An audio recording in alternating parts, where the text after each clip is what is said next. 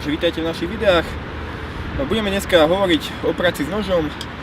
Práca s nožom je strašne náročná téma, milión názorov budete určite okolo toho počuť.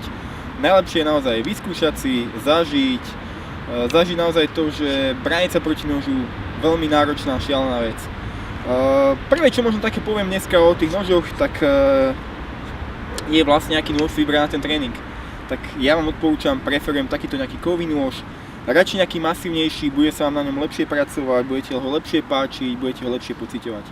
Takýto nôž naozaj je cítiť na tom ľudskom tele, hej, či už na nejaké seky, či už na nejaké bodnutia. Ľudské telo má historickú skúsenosť s nožom, takže úplne perfektná voľba. Možno ale pre také, že keď pôjdete do nejakých väčších rýchlostí, budete chcieť naozaj podtrénovať tie reflexy, budete chcieť ľudí ponáhania trošičku aj na tom tréningu, tak buď vám odporúčam takýto nejaký hliníkový nôž, alebo gumový. Ten hliníkový nôž, výhody sú naozaj také, že ten hrot, aj tá čepel sú výrazne hrubšie, tým pádom toho človeka, aj keď rýchlo šrábnete, neporežete ho, takže tiež veľmi dobrý nôžik. Možno úplne taká aj výhoda, aj nevýhoda toho gumového noža je, že sa ohýba, nedrží tvar, čiže páčenie do neho nie je proste vhodné. Ten nôž sa takto nebude správať ako klasický, ale výhoda je taká, že naozaj môžete toho človeka z celej sily bodať.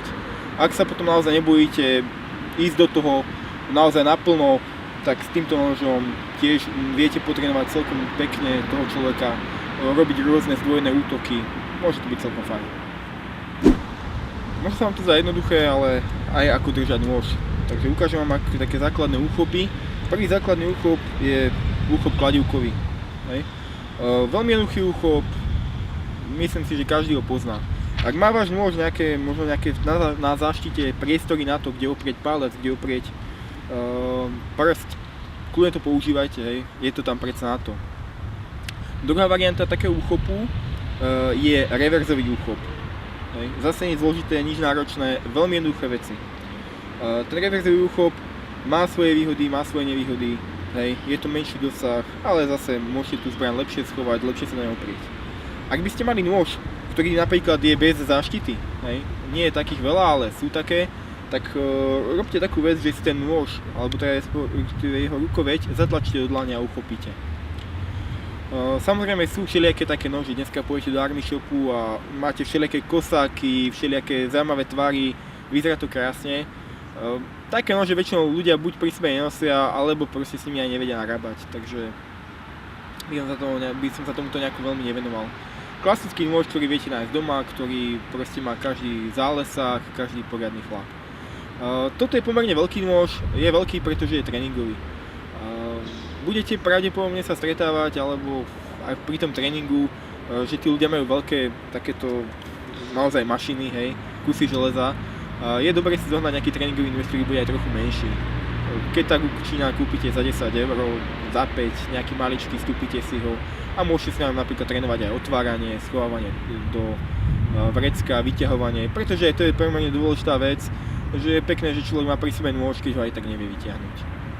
Jedine, čo by som možno tak vás upozornil, tak je sú všelijaké také nejaké exotické úchopy, hej, s prstom, hej, ono to vyzerá síce zaujímavo, že ten človek bude niečo robiť, ale naozaj hrozí to, že vám zraní prst.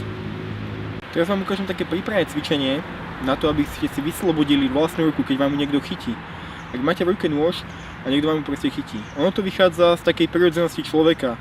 Ľudia, ktorí nechcú ísť do konfliktu, alebo respektíve snažia sa ten konflikt nejako oddeliť, často robia to, že človeku chytia ruky, alebo respektíve ak v tej ruke je nejaká zbraň, tak napríklad tú zbraň. Ono to nemusí byť priamo o nejakom boji s nožom, o nejakých bodnutí, ale môže to byť nejakom takej tej hrozbe zbraňou.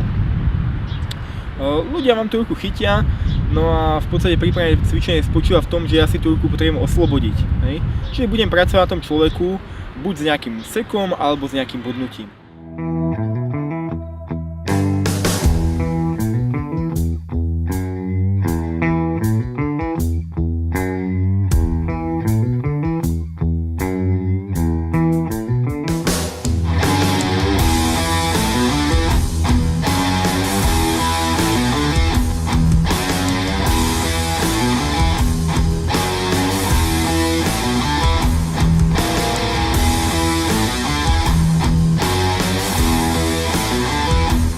ďakujem za pozornosť. Treba si uvedomiť, že toto cvičenie hovorí iba o tom, ako si vyrezať tú ruku z toho úchopu. Čiže keď vás kamarát chytí, tak buď nájdete si cestu, alebo keď to naozaj nejde, že ten jeho úchop je silný alebo drží dvomi rukami, tak si nájdete novú pozíciu tela a znova cestu. Budeme v ďalších videách používať aj údery, kopy a tak ďalej. Takže ďakujem vám ešte raz a ak chcete, pozrite si ďalšie video.